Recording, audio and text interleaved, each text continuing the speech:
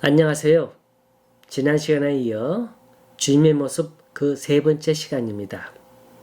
정리해드리면 첫 번째 주님의 모습은 인자의 모습이라 그랬어요. 성자 예수님이에요.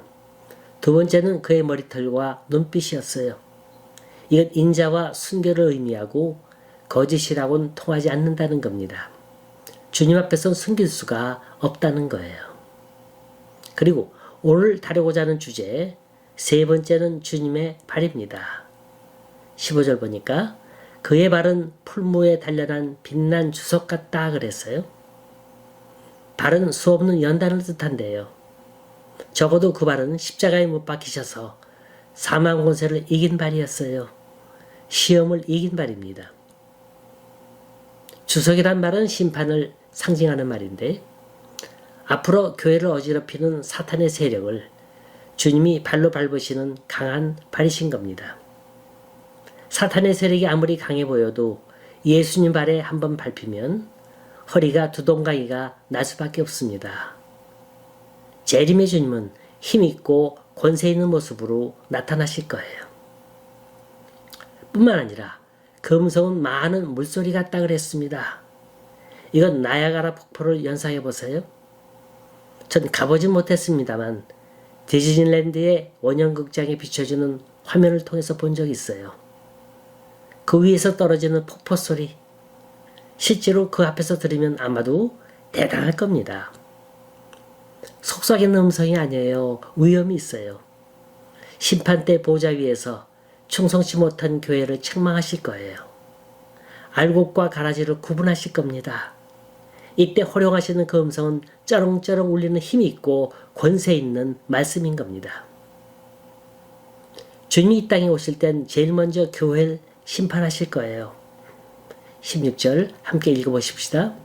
그 오른손에 7뼈리 있고 그 입에서 좌우에 날쌘 검이 나오고 그 얼굴은 해가 힘있게 비치는 것 같더라.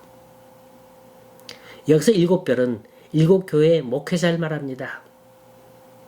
20절에 보면 7뼈는 7교회의 사자라 밝히고 있어요. 이건 목회자의 소속이 어디냐 하는 거예요. 교회의 사자는 사람이 세우는 게 아니에요. 주님이 세우시는 거예요.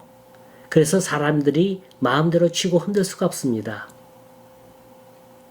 교회가 세속화되고 나니까 목회자가 하나의 셀러리맨이 되고 말았어요. 심지어 청중이 강대상을 좌우한다는 말 있잖아요. 이 말이 뭐예요? 교인들이 원하는 설교를 해줘야 돼요. 그들의 가려운 데를 긁어줘야 돼요. 비위 맞춰줘야 돼요. 이러니 교회가 병들 수밖에요.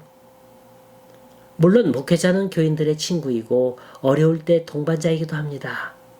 허나 강대상에서 하나님의 말씀을 증거할 땐 더 이상 친구가 아니고 하나님을 대신하는 사자인 거예요.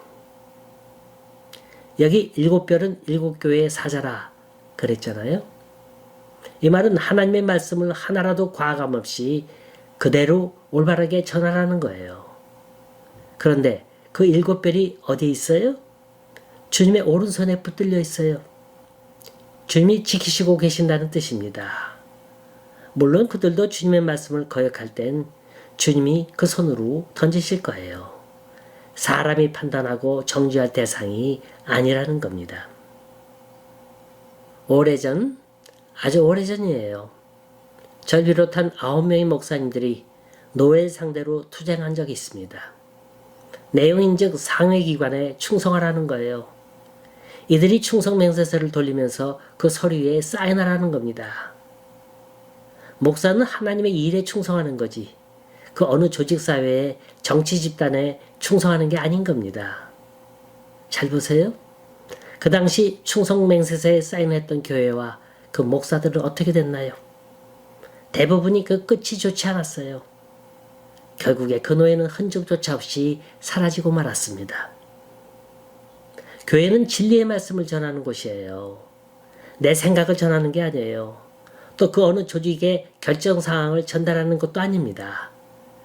반드시 이 말씀엔 성령이 함께 하셔야 돼요. 주님이 함께 하셔야 한다는 겁니다. 이때 나오는 말씀은 힘이 있어요. 권능이 있어요. 치유의 능력이 있습니다. 여기 16절 보니까 그 입에서 좌우에 날쌘 검이 나오고 그 얼굴은 해가 힘있게 비치는 것 같더라 그랬습니다. 좌우에 날쌘 검이라는 게 뭡니까? 예리한 거예요. 찌르면 피가 나와요. 아파요. 살찜이 떨어집니다. 아픈 상처를 도려내는 거예요. 이 검은 아픈 사람에게만 사용되는 거예요. 멀쩡한 사람에게 칼 대야 할 이유가 없는 겁니다. 자, 진리의 말씀을 전할 때 아픈 사람이 대체 누굽니까? 그 말씀이 나를 불쾌하게 만들고 내 속을 뒤집어 놓는 그 당사자가 도대체 누굽니까? 바로 수술이 필요한 사람인 거예요. 상처를 치료받아야 할 사람이에요. 이걸 싫다고 발버둥 치고 거부하면 어떻게 됩니까? 그 영혼은 영원히 치료받을 수 없는 거예요. 17절 내가 볼 때 그 발 앞에 엎드려져 죽은 자 같이 되매 그가 오른손을 내게 얹고 가라사대 두려워 말라 나는 처음이요 나중이니. 사도 요한이 주님의 모습을 보고 주님의 음성을 듣자 어떻게 했다고요? 그 좌우에 날쌘 검같이 내 영과 혼과 관절과 골수를 찔러 쪼개는 말씀을 받았을 때 그가 어떻게 했다고요? 엎드려 죽은 자 같이 됐다 그랬어요. 이게 뭡니까? 내려놓는 거예요. 순종하는 거예요. 주여 주의 뜻대로 되길 원하나이다. 주여 나를 통해서 영광받아 주옵소서. 겸손해야 은혜가 옵니다. 순종해야 하늘의 영광을 맛볼 수 있습니다. 16절 하반부에 보면 해가 힘있게 비치는 것 같더라 그랬어요. 모든 걸 밝히는 그 찬란한 빛, 감히 눈이 부셔서 쳐다볼 수도 없는 그 강력한 빛, 이 빛이 어디에 비쳐요? 순종하는 교회에, 충성하는 교회에 비치게 되는 줄 믿습니다. 그가 오른손을 얹고 가라사대 두려워 말라. 하나님은 무서운 분이 아닙니다. 우리가 말씀대로 진리대로 순종하고 충성하며 산다면 하나님께서 반드시 우리를 지켜주실 줄 믿으시기 바랍니다.